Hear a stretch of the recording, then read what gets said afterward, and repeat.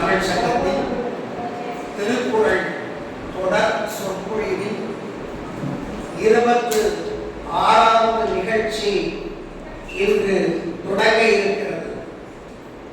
இந்த நிகழ்ச்சிக்கு முன்னிலை வகிக்கும்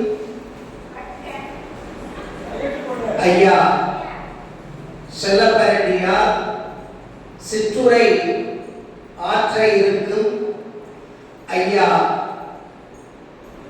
செந்தில்குமார்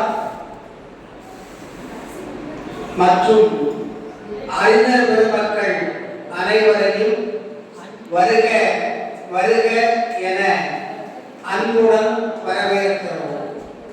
நிகழ்ச்சியில் தொடக்கமாக அனைவரும் பங்கேற்கும் தமிழ்தாய் வாழ்த்து.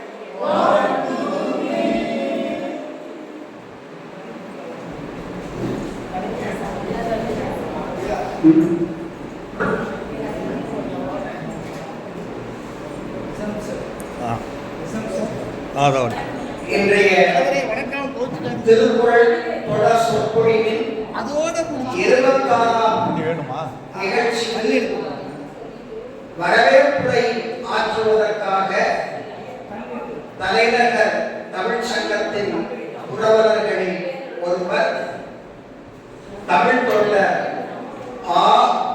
வே. செல்லப்பரடியார் அவர்கள் வருகை தந்திருக்கிறார்கள்.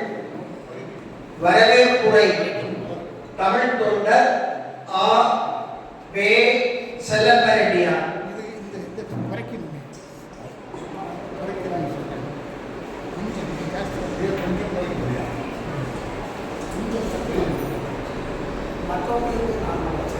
வண்டலூர்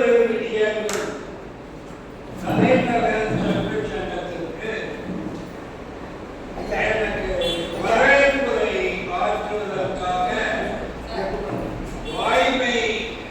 வாய்ப்பை அளித்திருக்கிறார்கள்.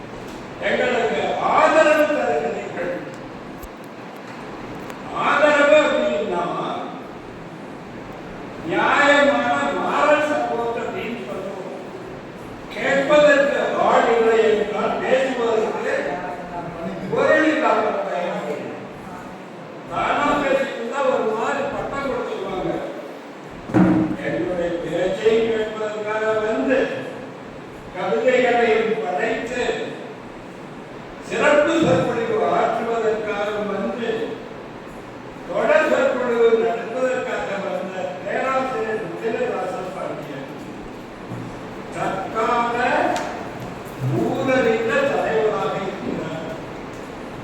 அவருடைய அறிவு திறமைக்கு முன்னால் நான் மிகவும் தலை வணங்குகிறேன். மேற்பட்டு சொன்ன ஞானாசிரியர்கள் தான் ஒருத்தராக இருக்கார். ஞானாசிரியர் ஒருத்தர் நிறைய. அதனால என்னுடைய பேச்சு வளர்வதற்கு காரணம் இவர் ஒருவர். இலக்கிய சுவையை உருவாக்கியவர் இவர். அத்தகைய நிலையில் அவருடைய சொல்லுக்கு நான் கடமைப்பட்டு வரவேற்புரையாற்ற வந்துள்ளேன். இங்க உள்ள கவிஞர்கள் சாதாரண கவிஞர்கள் எழுச்சி கவிஞர்கள். கவிதை வாசிக்கும் போதே நமக்கு ஒரு தீர உணர்ச்சியை கொண்டாடக்கூடிய பக்கம் உள்ள கவிஞர்களும் இங்கே இருக்கிறீர்கள். அவர்களையும் வருக வருக என்று வரவேற்கிறோம்.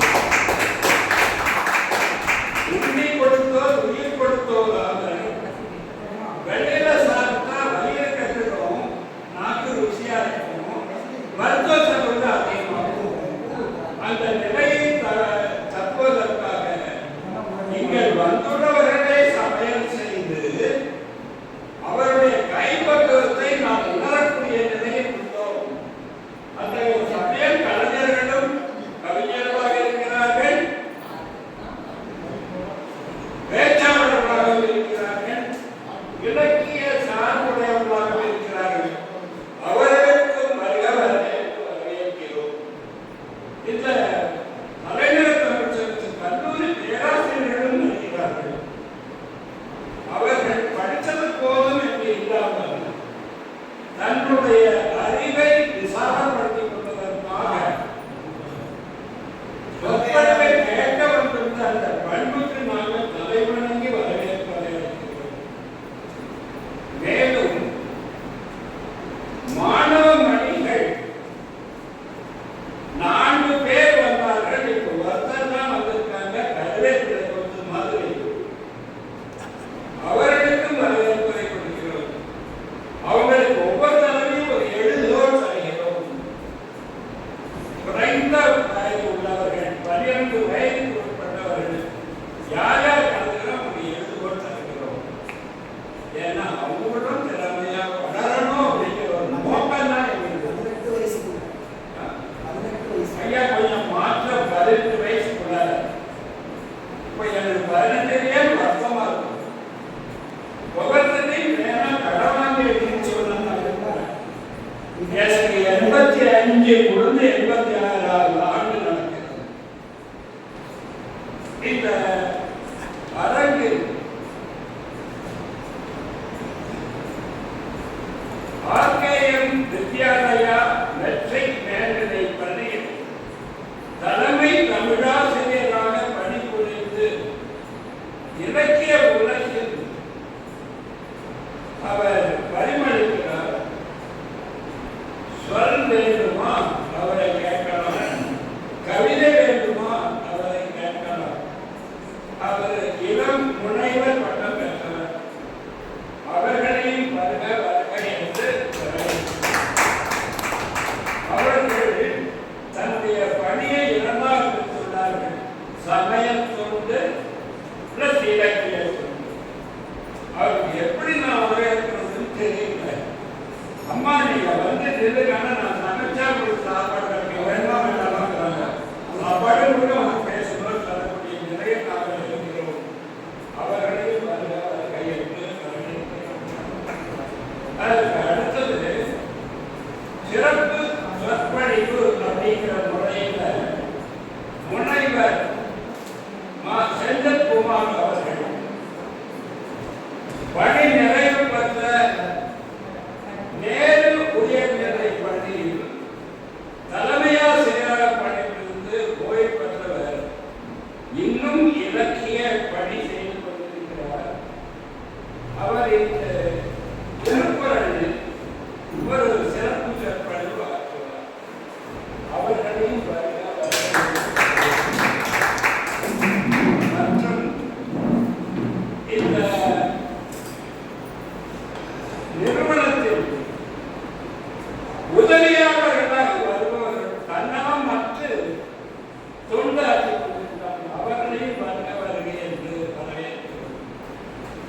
நமது குடும்ப நிகழ்ச்சி என்ற அளவுல அவங்க பங்கு பெறுகிறார்கள். திரு ஹரி கோபாலகிருஷ்ணன் அவர்கள் இயற்பியலில் முனைவர் மேல்நிலை பள்ளி முதுநிலை பட்டம் பெற்று தலைமை ஆசிரியராக பணி ஓய்வு பெற்றவர். அவர் இலக்கிய சொற்பொழிவு கேட்க கேட்க இனிக்கக்கூடிய ஒரு நிலை. அவர் தான் இப்போ எங்களுக்கு உண்டி கொடுக்கக்கூடிய பெரும் தொல்லையும் ஆற்றிக் கொண்டிருக்கிறார்கள். அவர்களையும் வருக வருக என்று வரவேற்கிறேன். இந்த தலைநகர் தமிழ் சங்கத்திற்கு நெறியாளர்களாக வந்திருக்கக்கூடிய செந்தமிழ் சித்தன் அவர்களும் தலைவர் கலைஞர் மரபு கலைஞர் அவர்களையும் வருக வருக என்று வரவேற்கிறேன். அவருடைய துணைவியார் மனநிலை பெரியவர் தன்னுடைய தொண்டு ஆற்றிக் கொண்டிருக்கிறார்கள்.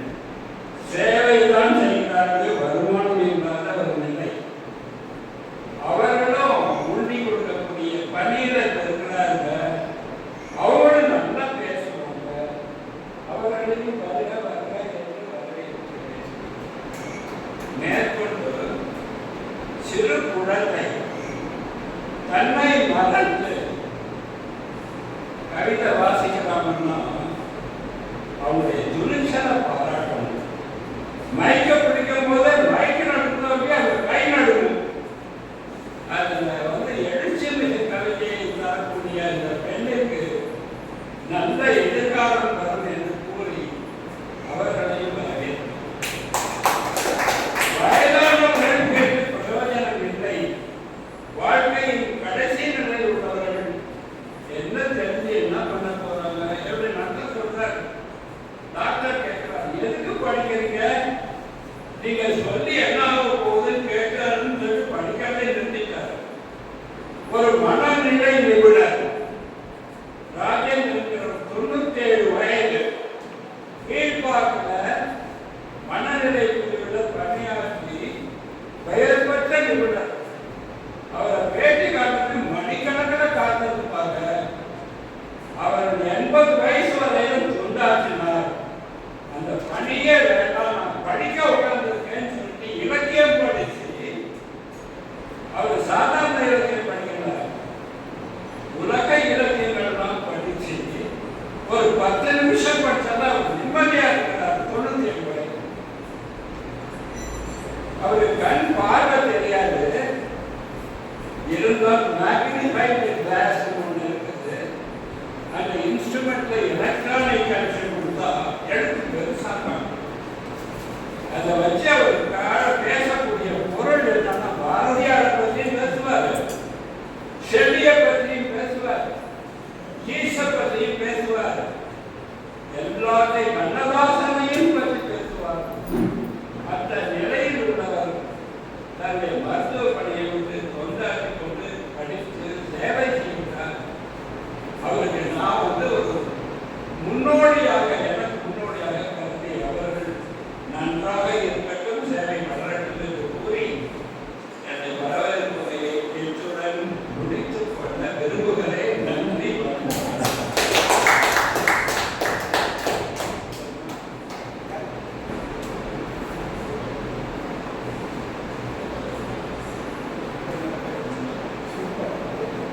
காலத்தால் நிலை பெற்ற சங்கங்கள் ஒன்றிருக்க இடத்தால் நிலை பெறும் தமிழ் சங்கமாய் இங்கு தலைநகர் தமிழ் சங்கம். நெஞ்சத்தால் இச்சங்கம் நிலை பெறுக என வாழ்த்தி இந்த நிகழ்ச்சி ஒருங்கிணைப்பிற்கு எனக்கு வாய்ப்பளித்தமைக்கு நம்முடைய சங்கத்தை சார்ந்தவர்களுக்கு நெஞ்சார்ந்த வணக்கத்தை முதலில் குறித்தாக்கிக் கொள்கிறேன். இப்பொழுது நம்முடைய ஐயாவின் வரவேற்புரைக்கு பிறகு கவியரங்கம் உடனே தொடர இருக்கின்றது. முதலாவதாக இங்கே அற்புதமான பாடல் ஒன்றை பாடி நம்மை மகிழ்விப்பதற்காக ஐயா கவிஞர் ஹரி கோபாலகிருஷ்ணன் அவர்கள் வருகிறார்கள். இப்பொழுது கவியரங்கம் தொடர இருக்கின்றது. முதலாவதாக முதுநிலை உதவியாளராக சென்னை அனுமதி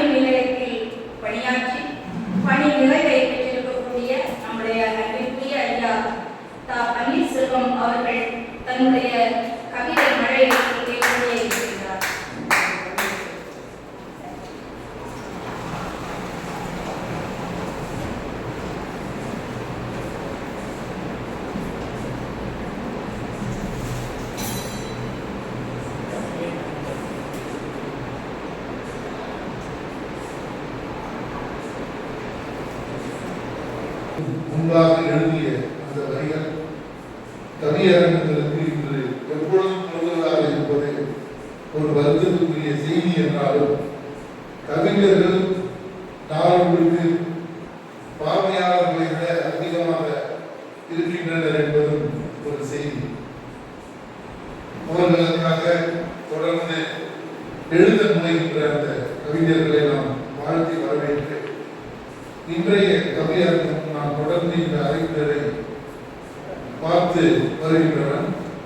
இந்த மாதத்திலிருந்து என்னால் தொடர்ந்து இந்த நிகழ்ச்சிக்கு வர முடியும் என்ற ஆர்வமுடையவன் என்ற வகையில் நான் நேரத்திற்கே வந்தேன். அதுக்கு வந்து ஒரு முறை வந்திருக்கேன். தொடர்ந்து அதை தொடர்ந்து நன்றி. தமிழ் வளர்ப்போம் வாருங்கள் என்ற தலைப்பில் நான் எழுதிய கவிதையை வாசிக்கிறேன். இது வருகின்ற சில பார்வையாளர்களை தமிழ் அறிஞர்களை புண்படுத்தவோ அல்லது அவர்களுடைய செயலை குறைத்து மதிப்பிடுவதற்கோ அல்ல, மாறாக இது போன்ற அமைப்புகளுக்கு இன்னும் நிறைய பார்வையாளர்கள் வர வேண்டும் என்ற எண்ணத்திலும் இயக்கத்திலும் எழுதப்பட்ட வரிகள் என்பதை மட்டும் இங்கு சொல்லி வாசிக்கின்றேன்.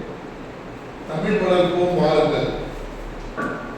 பூமி அடைத்தாலும் கூட்டம் வராது, பதாகை வைத்தாலும் 10 பேர் வருவதில்லை, செவி முளைத்த நாற்காலிகளுக்கே செந்தேர் ஊற்றுகிறார்கள், வேலையற்றோர் வெறுமாயை வெல்கிறார்கள், நாளைய பசிக்கு நான் என்ன செய்வது? தமிழ் கேட்டால் தட்டில் சோறு வருவான், இல்ல வாசல் தாண்டுவது ஈபிகோ தண்டனைக்கு உட்பட்ட குற்றம் அல்லவா? தமிழ் பேசத்தானே செய்கிறோம், புதிதாக இதற்கு இந்த புடலந்தாய் கூட்டம் எல்லாம்? வள்ளுவன் உங்களுக்கு தெரியாதா என்ன? பாரதி பாட்டும் சொல்வோமே, இலக்கியம் கண்ணதாசன் எல்லாம் இங்கு எதற்கு? அவை வழக்கத்துக்கு மாறான சம்பளங்கள், பொழுது போதாதவர்களின் வீண் பேச்சு, நேர கடத்தல்கள், குடும்ப அக்கறை இல்லாதவர்களின் கூத்து கும்மானம். தன்மானமிக்க தமிழர்கள் சன்மானம் கேட்கிறார்களோ? முன்பான தமிழை போற்றுவதற்கு குழந்தைகள் வாய்க்கு ஆங்கில அல்வா இங்கிலாந்திலிருந்து திரும்பிய இனிய தமிழ் பெற்றோர்கள் அம்மா அப்பா அழைப்பை அறுவருக்கு உச்சரிப்பாக என்னும் மரத்தமிழ் மரத்த செந்தமிழர்கள் இளைஞர்களிடம் ஈர்ப்பு இல்லை. நாக்கு வழி நற்றமிழ் கேட்க வராமல் போக்கு காட்டி வருகிறார்கள். வலைத்தளத்தில் எல்லாம் கிடைக்கிறதா?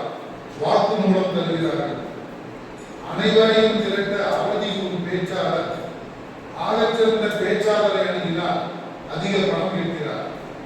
நாள் பூசாமல் நல்ல கூலி கேட்டு தமிழை விற்கும் மெத்த தமிழ் கற்ற சருகு மன சான்றோர் முன்னர் எத்தனை தெரிந்தோ இன்னர் உள்ளார். கண்ணல் தமிழ் வளர்க்க தன் உறக்கம் விட்டார், உயிர் நீத்தார், தமிழ் பெருமைக்கு தன்னை ஈகம் செய்தார். தொன்னை உள்ளமில்லா தென்னை உயர் மனம் படைத்தோர் அவர்.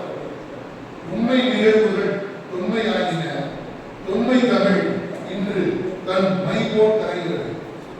ஊருக்கு ஒருவர் உணர்வுள்ள தமிழர் தமிழ் வேருக்கு மனம் சேர்க்க நாராய் கிணிகிறார். தன்னலம் கருதாமல் தமிழுக்கு உழைக்கிறார். அவர் பொன் வேண்டார், பொருள் வேண்டார், போர்த்தும் பொன்னாடை வேண்டார், வாழ்த்து வார்த்தை வேண்டார். வேண்டுமென எல்லாம் தீந்தமிழ் இன்பம் பெற வேண்டுமென எல்லாம் தீந்தமிழ் இன்பம் பெற திரளான வருகை மட்டுமே.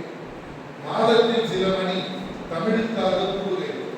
தமிழ் கேட்கா செவிகள் முத்துப்பாட்டுக்கு உமாவத்திருக்கின்றன. வெட்டி பேச்சு கேட்க வியர்த்து காத்திருக்கின்றன. பயனில்லாத உரையாடல்களில் பயணித்து மன்னிக்கின்றன. தமிழ் போதை கூட்ட தமிழ் மன்றங்கள் தள்ளாடுகின்றன. இயந்திரமயமான வாழ்க்கையில் மொழிக்கு துரிதம் மூளையில் ஒதுக்கக்கூடாதா? செம்மொழி தமிழை சேராரமின்றி நம் மறுமொழி தலைமுறைக்கும் சேர்த்திட காத்தலாகாதா? என் அருமை தமிழனே, இப்போதும் தாமதம் இல்லை. என் அருமை தமிழனை இப்போதும் தாமதமில்லை. தமிழ் மாண்பு பேசும் இடம் தவறாமல் செல்க. தமிழ் நிலைக்க உன் பங்கை சிறிதேனும் செய்க. மூத்த தமிழுக்கு முதல் மரியாதை செய்தால் தமிழனை மங்களம் சுற்றுவார். வாய்ப்புக்கு நன்றி. வணக்கம்.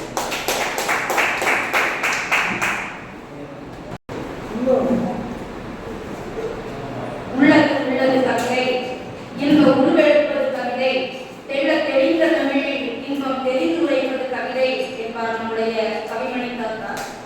இங்கே நம்முடைய கவிஞர் தா. பன்னீர்செல்வம் ஐயா அவர்கள் கூறி அழைத்தால் கூட கூட்டம் அருகிலேயே என்ற தன்னுடைய இயக்கத்தை இங்கே வெளிப்படுத்தினார். மெல்ல தமிழினி சாகும் என்றார். ஆனால் மெல்ல தமிழ் ஒருபொழுதும் சாகாது, வளர்ந்து கொண்டேதான் இருக்கும் நாம் மனதில் வைத்தால் என்பதை தன்னுடைய கவிதை மூலமாக அற்புதமாக எடுத்துரைத்த ஐயா அவர்களுக்கு நம் அனைவர் சார்பில் நெஞ்சார்ந்த நன்றியை தெரிவித்துக் கொள்கிறோம். இப்பொழுது ஐயா கவிஞர் ஹரி கோபாலகிருஷ்ணன் அவர்கள் பாடல் அளிக்க வருகிறார்.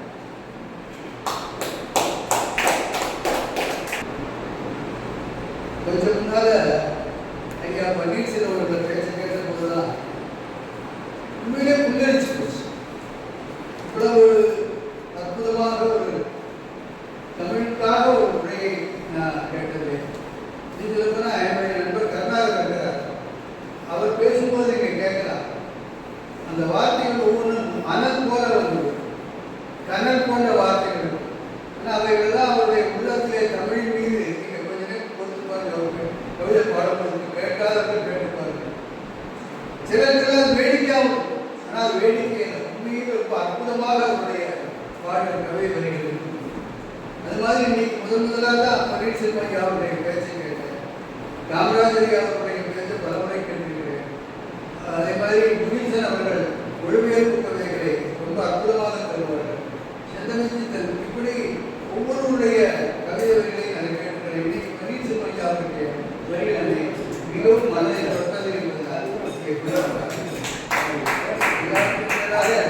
ஐயா அவருடைய பேச்சு ஒரு குரலே ஆனாலும் இரு குரலே ஆனாலும் நான் நினைச்சுப்பேன் யார் யாரோ குரலுக்கு கிட்டத்தட்ட 150க்கும் மேற்பட்டவர்கள் குரலுக்கு உரை எழுதுகிறார்கள், ஐயா எழுதுகிறார்கள். ஆனால் அவர்களெல்லாம் இவ்வளவு விளக்கமாக நமக்கு சொன்னதில்லை.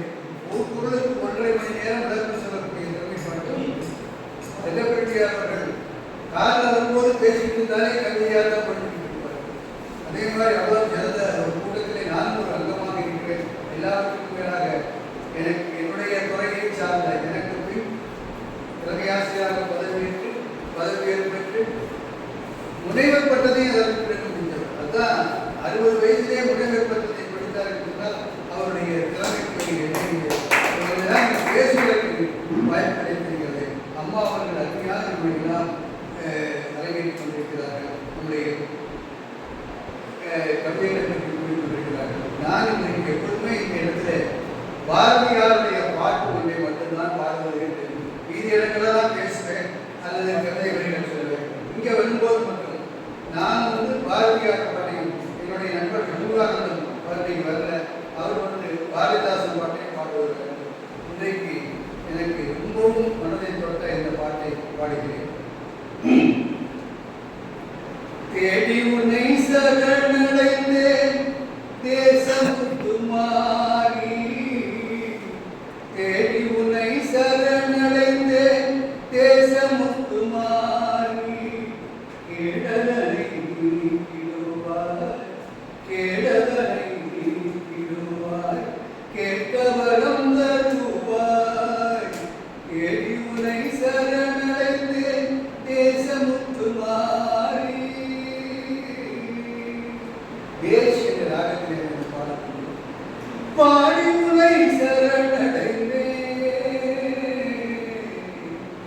பாடி உன்னை சரணடைந்தேன், பாசமெல்லாம் களைவாய் கோடி நலம் செய்திடுவாய் குறைகளெல்லாம் தீர்ப்பாய், தேடி உன்னை சரணடைந்தேன் தேசமுத்து மாறி. எப்பொழுதும் கவலையிலே இணங்கியிருப்பார் பாவி.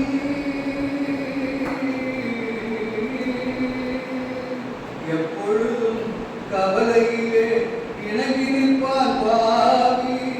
ஒப்பியுடனே அவர் செய்வேன் உனதருளால் வாழ்வேன். சக்தி என்று நேரமெல்லாம் தமிழ் கவிதை பாடி, சக்தி என்று நேரமெல்லாம் தமிழ் கவிதை பாடி, பக்தியுடன் போற்றி நின்றார் பயமனைக்கும் தீரும். தேடி உன்னை சரணடைந்தேன் தேசமுக்கு மாறி, கேடலை நீக்கிடுவாய் கேட்டவரம் தருவாய். ஆதாரம் சக்தியலே அருமைகள் யாதானும் தொழில் புரிவோம் யாதும் அவள் தொழிலான். துன்பமே இயற்கை என்னும் சொல்லை நாம் மறந்திடுவோம். இன்பமே வேண்டி நிற்போம் யாரும் அவள் தருவாள். நம்பினார் கெடுவதில்லை நாகுவரை தீர்வு.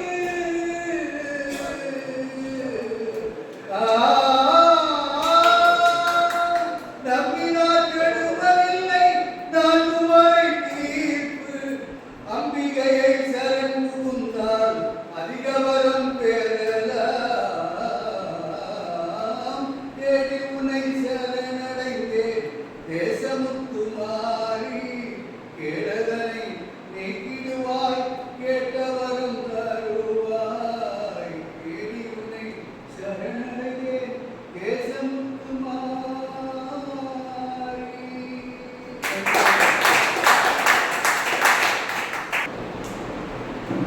ஆடி மாதத்தில் எவ்வளவோ பாரதியாருடைய பாடல்கள் இருந்தாலும் நம் நெஞ்சத்தை ஈர்க்கின்ற அற்புதமான பாடல் பாரதியின் பாடலை இங்கே கொஞ்சு தமிழால் இங்கே அருமையாக பாடி காட்டிய ஐயா அவர்களுக்கு நெஞ்சார்ந்த நன்றி.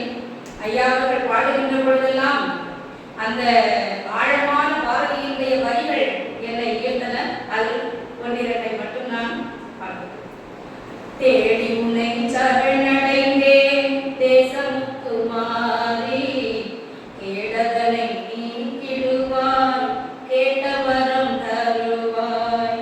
இந்த வரிகள் அவளை சரணடைந்தால் நிச்சயமாக நமக்கு கேடுகள் தீரும் நீக்கப்படும் என்பதை அற்புதமாக சொன்னார். அதே மாதிரி ஒரு வரி பாடி உன்னை சரணடைவேன் வாசமெல்லாம் களைவாய். ஏனென்றால் பாரதியார் காணி நிலம் வேண்டும் என்று இறைவனை நோக்கி கேட்டவர், பராசக்தியை கேட்டவர். அந்த பராசக்தியை நோக்கி திரும்ப கேட்கிறார், பாடி உன்னை சரணடைவேன் வாசமெல்லாம் களைவார் என்கிறார். அதே போல் எப்பொழுதும் கவலையில் இருப்பவன் யார்? அதை பாரதியார் இந்த பாடலிலே எப்பொழுதும் கவலையிலே இணைந்திருப்பவன் யார் என்றால் பாவி என்கிறார். அப்படியானால் எப்பொழுதும் பார்த்தாலும் நாம் கவலையில் தான் இருக்கிறோம். நாம் எல்லாம் பாவியா சிந்திக்க வேண்டும். அந்த கவலையை விட்டு ஒழிக்க வேண்டும். நிறைவாக அவர் பாடினார், நம்பினார் கெடுவதில்லை நான்கு மறை தீர்ப்பு. அம்பிகையை சரணடைந்தால் அதிக வரம் பெறலாம். ஆம், ஆடி மாதத்தில் நாம் அனைவரும் அம்பிகையை சரணடைவோம் என்று ஐயா அன்பு மொழியில் நம் எல்லோருடைய நெஞ்சங்களையும் கேட்டு இப்பொழுது அடுத்ததாக முனைவர் கு. காமராஜ் அவர்கள் தன்னுடைய கவிமழையை இங்கே பொழிவார்.